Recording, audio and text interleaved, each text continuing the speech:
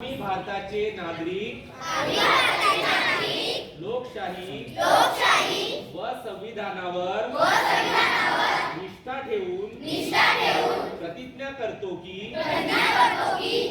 आपल्या भारत देशाची लोकशाही सशक्त व सक्षम करण्यासाठी भयमुक्त निपक्षपाती व शांततापूर्ण वातावरणात निवडणुकांचे पावित्र्य राखू आणि निवडणुकीत धर्म वंश पंथ पक्ष जात भाषा यांच्या प्रभावाखाली न येता किंवा कोणत्याही प्रलोभनास बळी न पडता निर्भयपणे मतदान करू।